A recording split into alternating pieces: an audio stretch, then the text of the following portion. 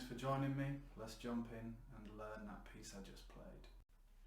Okay, so I think that's a really nice sounding song. It's quite uplifting, it's quite upbeat, and it's got quite an interesting rhythm to it. It's actually not too challenging to play, and although there are a couple of stretches that might be a little bit challenging, and maybe some of the shapes that we change into might be changing at a speed that's a little bit challenging at first, because all of the, at least for the initial part of the song, all of the shapes that we're doing, the chords, if we call them 2-note chords, they're all done on just 2 strings, the B and top E. And that makes it a lot easier and allows us to focus on things like changing our positions and maintaining the appropriate rhythm and tempo for the song. Now, I'm playing this on a flamenco guitar. It's a nylon string flamenco guitar. Because I like the sound of it on a flamenco guitar. It also sounds very nice on a steel string acoustic or an electric, so you can play it on whatever you have to hand. Now, I'm using a technique where I'm just using essentially the index finger nail to play the string, almost using it like a plectrum. You're absolutely fine to use a plectrum. You could also pinch with the thumb and first finger if you preferred. So that's quite nice. Now, this video is actually the second in a series I'm doing, which is about getting fluent in guitar. And as I say in the initial video, being fluent in guitar for me in a nutshell is about being able to hear music and play along with it. So in the first video we looked at how to play the major scale, because that's a really important first step to make sure that you're playing the major scale in what I call the correct or better way to play it, and that becomes more important in the future. But for this lesson, we're kind of just going to have some fun. We're going to learn this nice piece of music. We're also going to check in with some bar chords in the second section of the song.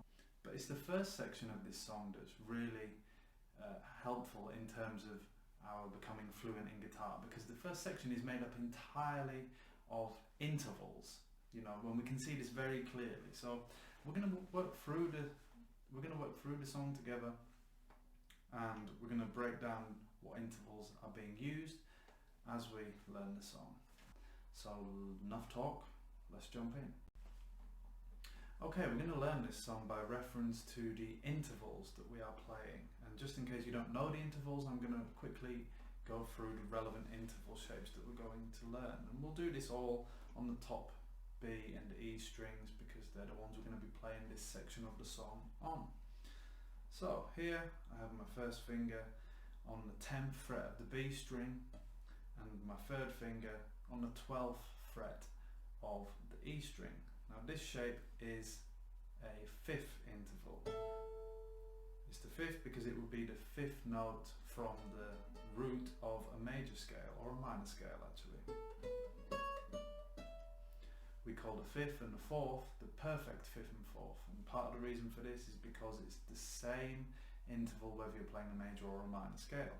So all that's relevant for now is to know this distance between our fingers of having a fret between them on each string is a 5th. The next relevant one is a 4th. That's pretty easy, same fret. We then have a major 3rd, where in this case I'm still playing 10 on the B string, but I'm now playing 9 on the top E, so just 1 fret lower. And if we want to switch it to be a minor 3rd, still 10 on the B, but now we are 8 on the E string. So those are the relevant intervals for us: 5th, 4th, major 3rd, minor 3rd. So let's learn the song. We actually start with the 5th interval just as described, with 10 on the B, 12 on the E, then to a 4th, then to a major 3rd.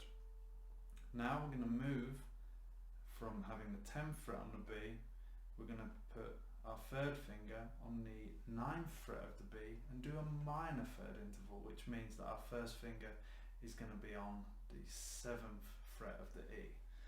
So 7 on the E, 9 on the B, minor 3rd interval, slide up, back up to that major 3rd that we did previously, 10 and 9, and then back down to the minor third again. Let's put all that together. Fifth, fourth, third, minor third, major third, minor third. That's part one of the first section. So let's just play that a couple of times just so that we can capture the rhythm. Please do play along.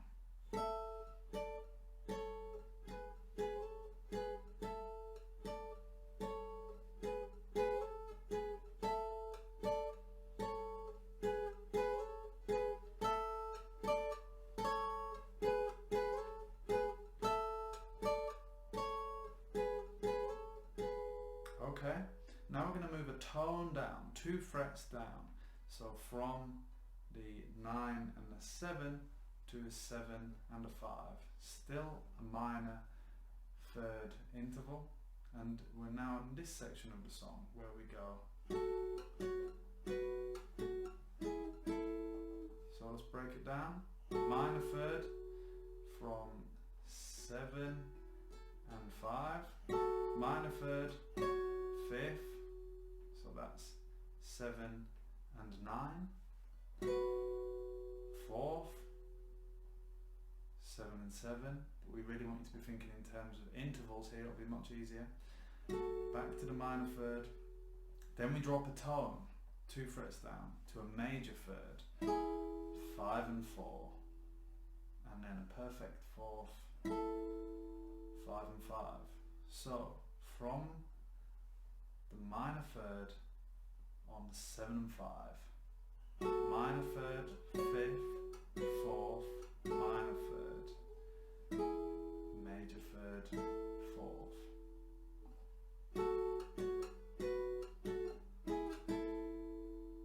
Let's try and put 2 parts that we've done so far together, just have a play through. Again, join in.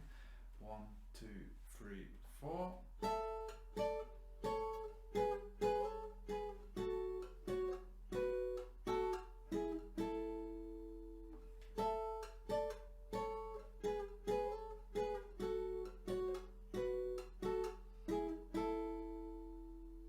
Now we move into the last section of the first section of this song that we're learning.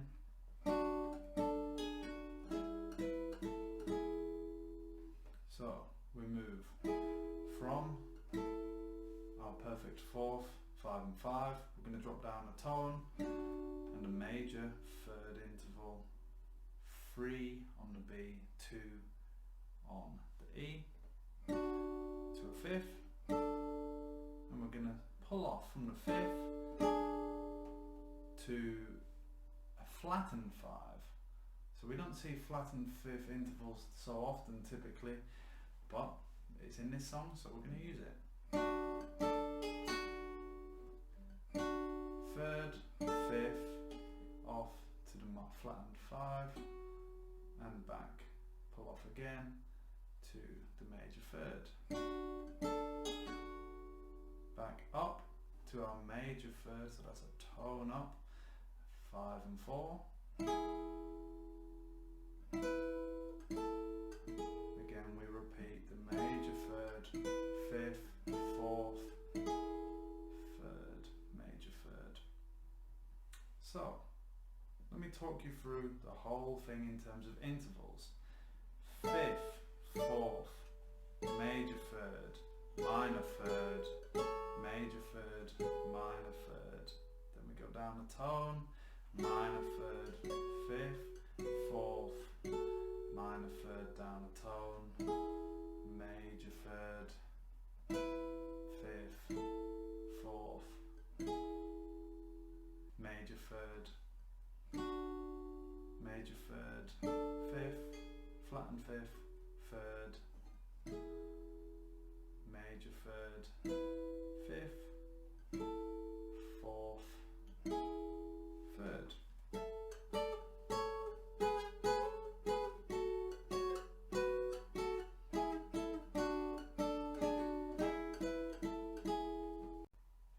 Okay, so the second section of this song, if you can already play bar chords, is going to be no problem at all. It sounds like this, just as a little recap.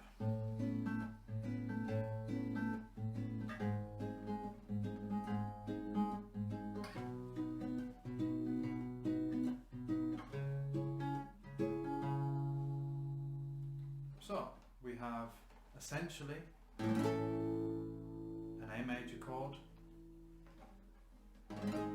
a G sharp major chord, we then have a B major chord and a C sharp minor. So that would be, for the fret inclined, 5, 7, 7, 6 for our A, except we're not going to bar the whole thing, we're going to have the top E and B and E strings open. So we get this really nice, quite warm and resonant sound. And for the theoretically minded, that would technically be a A9, because we're adding in a B from the B string. So the next chord is just a straightforward G sharp major, so 4, 6, 6, 5, 4, 4. And the same for the rest of the bar chords, they're very conventional shapes. So for the B, we're on 7, 9, 9, 8, 7, 7. And for the C sharp minor, we are on 9, 11, 11, 9, 9, 9. So really what we need to examine here is the finger picking pattern. And this is repeated throughout, so we only have one pattern to learn here, and then we're going to play it over all the bar chords. So again, a good access point if you're not super familiar with finger picking. Let's take the A9 chord that we discussed.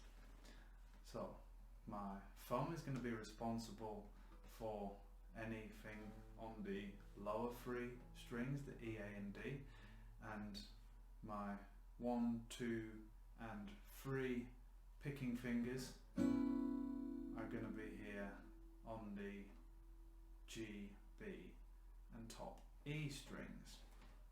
So let's zoom in a little bit and have a close look at what's happening here. So my thumb is going to pick the root note of the chord, and my 3 fingers are going to pick the top 3 strings.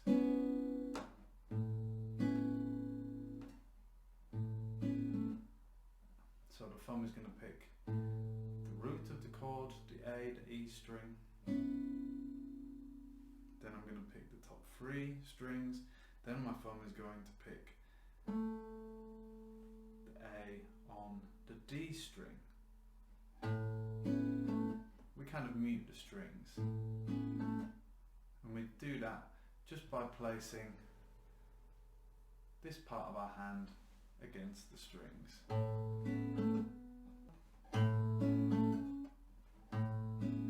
So once we've muted, we're going to again repeat picking the D and the top strings. So all together. And that is the pattern that we're going to play across all of the bar chords.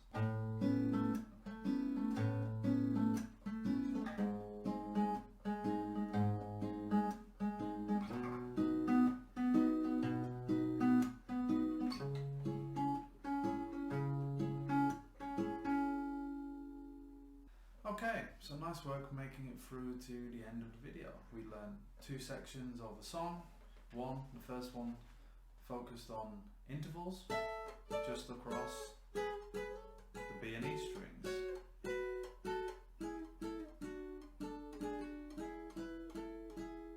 And the second, we had a little look at how we can take some simple bar chords with a twist and apply fairly straightforward finger picking pattern to make quite a nice, upbeat, uplifting, sunny kind of song. I just want to point out that the reason this whole video is kind of focused on intervals is because I really want to empower you to see how you can take just a few building blocks, a fifth, a fourth, a third, or a major third and a minor third, and you can make a huge number of melodies and rhythms and riffs and songs, and all of this interval work we did was just using a down strum, just a down strum. When I started learning bass early on, I used to really enjoy taking these simple intervals and creating rhythms using them. So for example, if I move to play a fifth interval here, and maybe I'll switch to a fourth and then a minor third, but if I, instead of just doing sort of a down strum or just a strum as we've been doing, but start to apply some very simple rhythmic variations across the strings.